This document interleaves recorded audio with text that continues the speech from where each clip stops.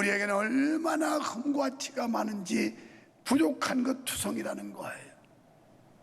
그래서 하나님 앞에 드러낼 게 없고 늘 부족한 것뿐이라는 거죠. 그런데 이 기준이 내가 기준을 세우면 완벽해 보이고 사람의 가치관을 보면 저 정도면 훌륭해 보이지만 하나님이 볼 때는 그렇지 않다는 겁니다. 여러분, 하나님은 토기장이의 비유를 통하여 하나님의 주권적 섭리에 대해 교훈하고 있습니다. 토기장이의 비유에서 진흙은 유다 백성, 그리고 토기장이는 하나님의 손에 비유하고 있습니다. 토기자가 마음대로 진흙으로 그릇을 만들기도 부수기도 하듯이 하나님은 이스라엘이라는 나라의 운명을 좌우하는 분이라는 거예요. 한 나라의 흥망성쇠, 한 개인의 행과 불행, 이 행복과 불행을 임의로 주장하시는 분이 하나님이시라는 겁니다.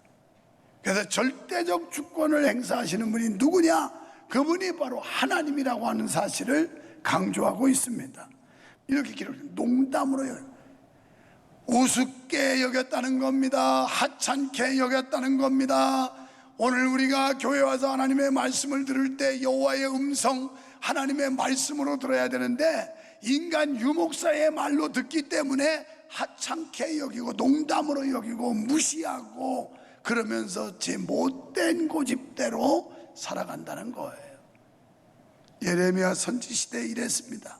그래서 끝내 회개의 기회를 멸시해버린 쓸모없는 그릇인 유다는 토기장이신 하나님에 의해 산산조각나게 깨어지고 맙니다.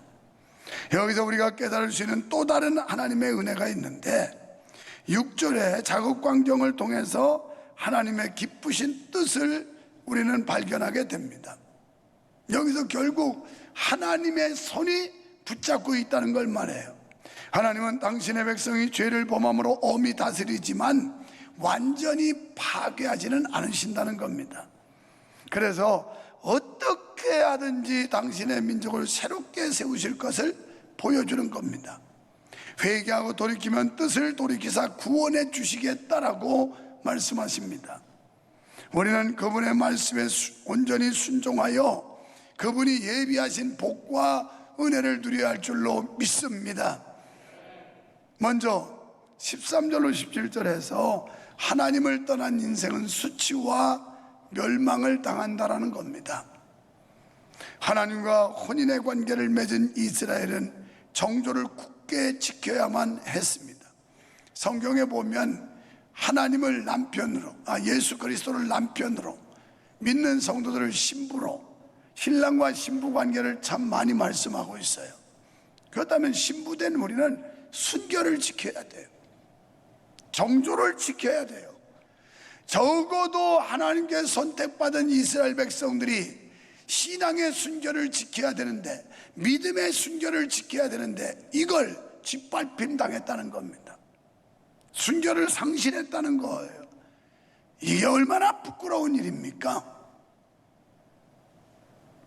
요즘은 세상이 다 망조라서 그렇지, 옛날에는 처녀가 자기 순결을 잃으면 대단한 수치와 부끄러움을 알았어요. 그런데 요즘 아이들 이거 걷잡을 수 없어요. 세상이 다 타락해서. 그래서 옛날에는 수처녀, 수총각 이런 걸 많이 따졌어요. 과연 자기의 정조와 자기의 지조와 자기의 순결을 지킨 사람이냐 아니냐, 그걸 못한 사람은 대단한 수치와 부끄러움이었어요. 오늘 이보다 더한 영적인 그리스도의 신부된 우리가 신앙의 정조를 지키는 것 굉장히 중요한 겁니다. 이걸 잃어버렸을 때 수치와 멸망을 당한다는 거예요. 그래서 혼인관계를 맺은 이스라엘은 정조를 굳게 지켜야만 하는데 그들은 순결을 잃어버렸습니다. 레바논의 눈이 들의 반석을 떠날 수 없고 원방에서 흘러내리는 찬물이 마를 수 없듯이 변함없어야 할 이스라엘의 순결이 잃어버렸습니다. 여기 레바논의 눈의 교훈이 나오는데요, 팔레스타인 북부에 위치한 레바논 산맥 정상에는 항상 만년설이 있어서 늘 눈이 쌓여 있어서 거기에 녹아서 흘러내리는 물이 요단강의 근원이 되고, 요단강에 물을 흘려보내는 이 수원 근원지가 바로 레바논의 그 정상에 있는 산맥이라는 거예요. 따라서 그 눈이 녹아서 흘러내리는 물은 언제나 끊어지지 않고 요단강의 주요 수원이 됐는데, 이처럼 자연계도 초지일관 변하지 않는데 열방의 제사장 나라인 유다 백성들이 변절했다는 겁니다.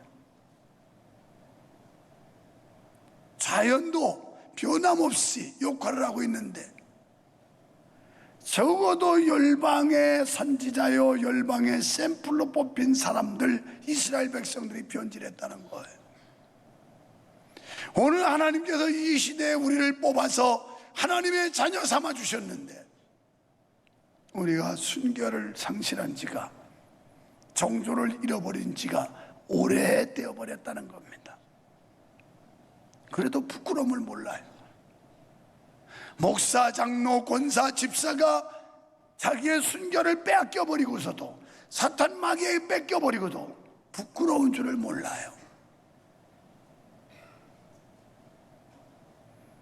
뉴스가 제대로 안 나와서 그렇습니다만은 우리 장로님들이 워크숍을 한 30명이 가서 했어요. 빠진 사람은 아주 극소수 몇 명이에요. 이 사람들 정말 좀 수치스럽게 느껴야 돼요. 야, 다 가는데 나만 이거 이랬나? 이러고. 그래서 제가 저보고 한마디 하라고 그래서 그랬습니다. 우리가 자기 본분, 자기 위치, 자기 역할을 회복해야 된다. 각자가 자기가 있어야 될 자리가 있다. 그리고 기대치가 있다. 그 기대치에 못 미칠 때 지저분하고 부끄럽고 창피한 것이다. 기대치. 또 무시당하는 거고 존경심이 떨어지는 거고, 이런 얘기를 했어요. 여러분이 유목사를 볼 때 그는 기대치가 있을 거고, 나도 여러분을 볼 때 기대치가 있어요. 적어도 이런 직분의 사람들이라면 이런 정도 기대치, 그 기대치가 못 미치려 실망하게 되고 서운함을 갖게 되는 거예요. 하나님이 우리 각 사람들, 특별히 선민으로 불러 제사장 나라 삼은 이스라엘이, 그들이 순결을 지키면서 믿음의 정결을 유지했어야 되는데 그렇지 못했다는 거예요. 이게 부끄러움이에요. 그래서 13절에서 말씀을 하고 있습니다. 그러므로 여호와께서 이와 같이 말씀하시니라. 너희는 누가 이런 일을 들었는지 여러 나 가운데 물어보라. 처녀 이스라엘이 심히 가증한 일을 행하였도다. 그러니까 처녀가 정절을 상실하듯 하나님께 대한 순결을 상실했다라는 말입니다.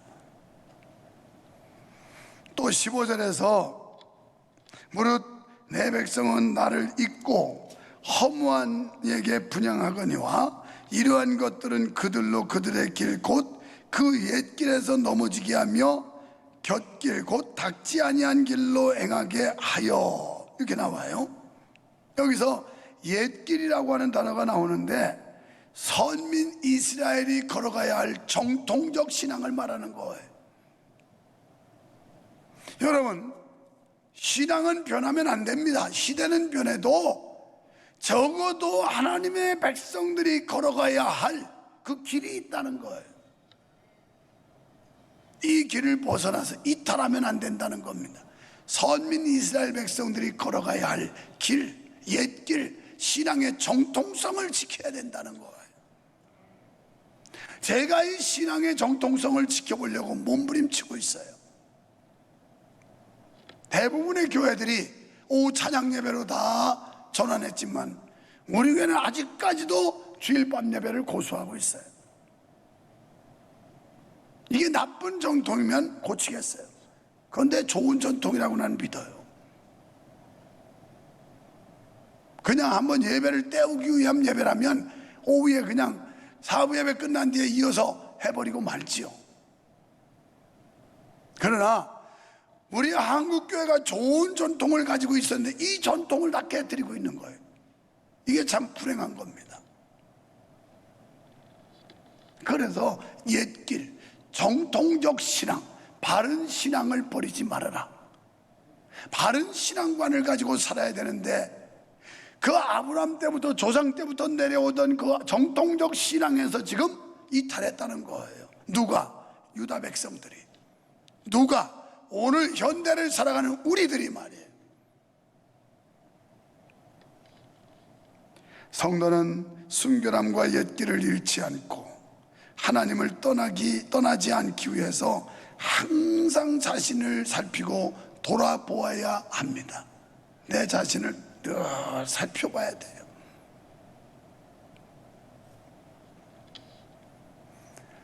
제가 3일 전 새벽기도 때도 지역을 했습니다만 적어도 공예배를 우리가 사수하자. 공예배. 주일낮에 한 번 왔다가 그냥 삐끗하는 게 아니라 주일낮 밤 수요예배, 금요기도회. 그리고 조금 더 열심히 하면 새벽기도회. 이래서 10번의 예배를 한번 우리가 고수하고 사수해보자. 장로님들에게도 그런 부탁을 했어요. 그랬더니 장로님들이 이미 내 가기 전에 워크숍에 우리가 공예배를 지키도록 하자. 공예배를 사수하자. 이런 의견들을 모아서 발표하는 걸 들어보았어요. 정통적인 신앙에서 벗어났다는 거예요. 순수성을 상실했다는 거예요. 그리스도인으로서 순결이 다 침범당했다는 거예요. 누구에게? 세상의 죄악들, 사탄 마귀, 이런 세력들에게 다 짓밟힘 당했다는 거예요. 이게 얼마나 부끄러운 일입니까?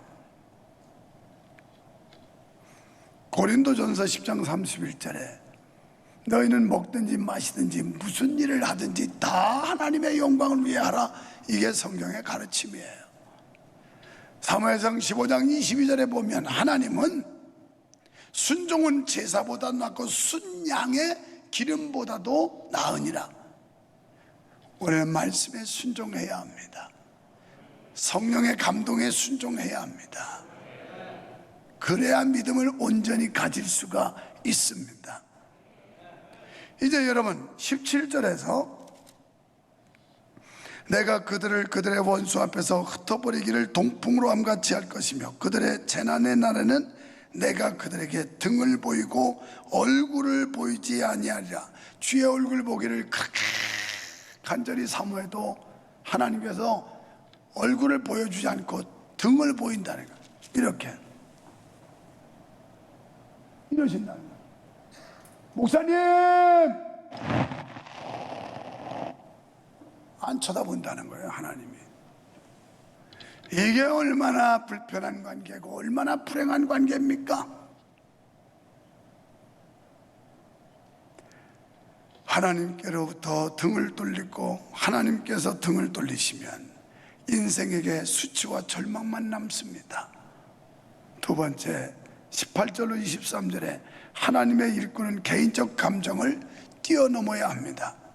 예레미야 선지자가 하나님께서 등을 돌리시는 이유에 대해 설교합니다. 그랬더니 자신들의 신경을 거스리는 예레미야를 살해할 음모를 꾸며요. 이게 다음 주 설교 작성된 내용에도 아마 이 유사한 말씀이 또 나올 거예요. 예레미야를 죽이려고 그래요. 바른 말 한다고. 예레미야는 하나님의 말씀, 하나님의 뜻을 대언할 것뿐이었는데 이게 자기 비유 거슬리고 감정에 거슬리고 자기 습관과 사상에 부딪힘이 있다고 예레미야 선지자를 살해할 음모를 꾸몄다라는 거예요. 생명의 메시지를 전하는 선지자에게 죽음으로 응대하려 한 것입니다. 요즘도 별 수 없습니다. 목사가 진실한 메시지, 진리를 선포하면 좋아하는 게 아니라 자기 기분과 비유에 거스르기만 하면 막 도전하고 대항하고 목사를 공격하고 이런 짓 해요. 그러니까 변화가 없는 거예요. 바뀌지를 않아요.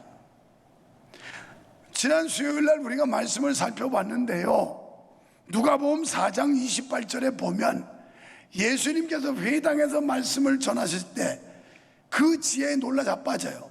그런데 그 뒤에 보면 그걸 은혜로 받아들이는 게 아니라 어떻게 하는지 아세요? 예수를 죽일 음모를 꾸마여 낭떠러지에서 예수님을 밀어 떨어뜨리려고 할 때 예수님은 그곳을 피했다, 이렇게 나와요.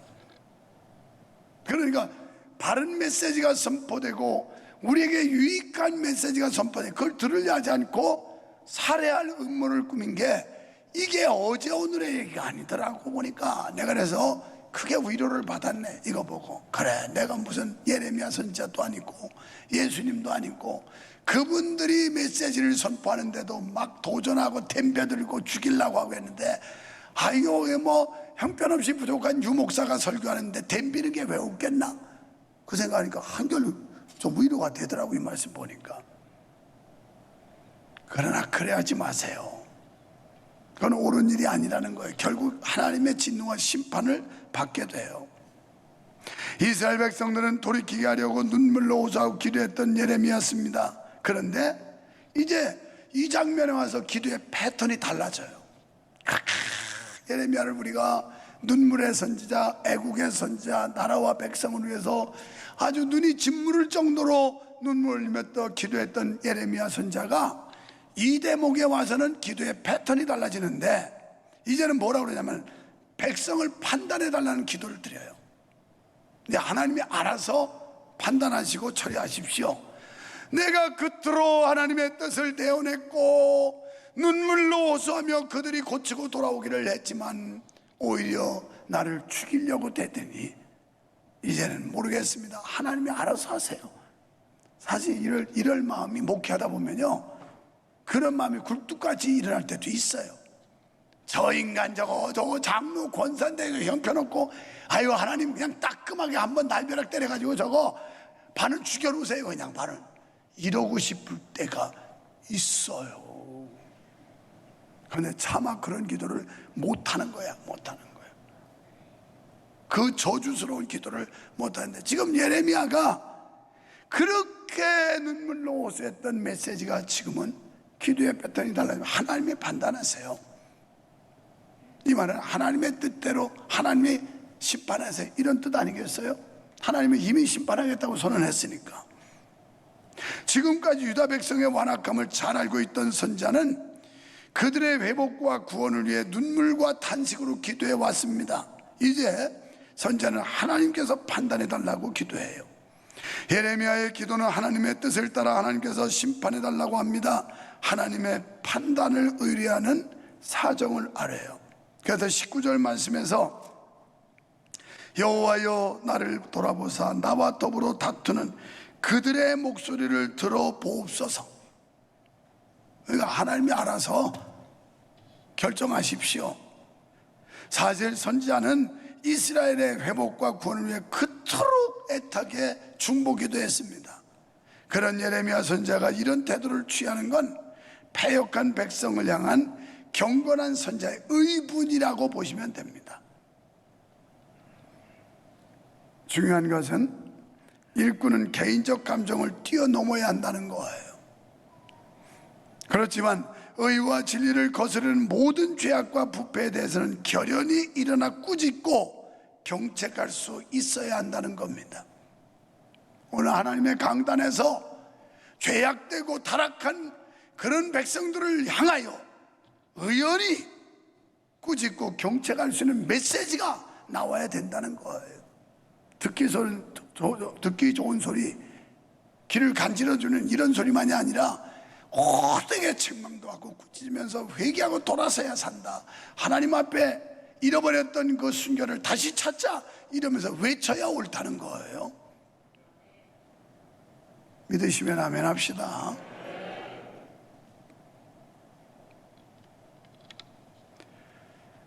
여러분, 오늘 우리는 하나님의 백성이요, 그분의 일꾼들입니다. 그런데 문제는 우리가 이 아름다운 신분에 맞게 살지 못한다는 겁니다. 목사의 신분에 걸맞게 살아야 되고, 장로의 신분에 걸맞아야 되고, 권사의 신분에 걸맞게 살아야 되는데 그렇지를 못하다라는 거예요. 이게 신앙의 순결을 잃어버린 거예요. 그래도 부끄러운 줄을 몰라요.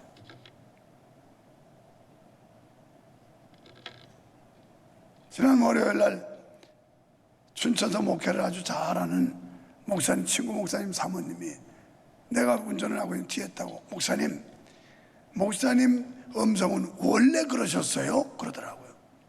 아니요, 옛날엔 내 찬송도 잘 불렀어요. 청년 때 시고지게 잘 불렀고, 뭐 아리랑부터 시작해가지고 동네 아줌마들이 꼭 놀이판 벌어지면 날 데려가세요. 아리랑 뭐 이런 거 조중에 뭐 좋아가지고 뭐 만석이 오라고, 만석이 막. 내가 이랬던 사람이요.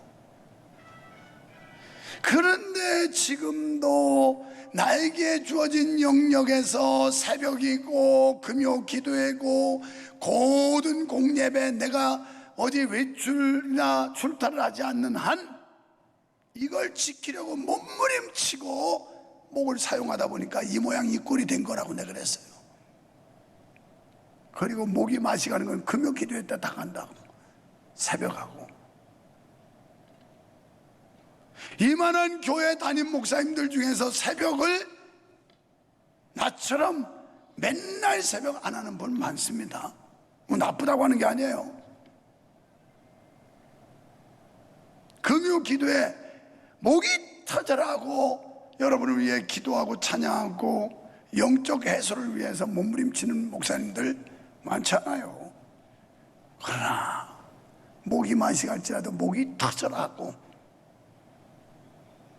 그래, 내가 말하는 거 힘들어하니까 그분이 그랬어요. 그랬더니 한쪽 사모님이 왜요?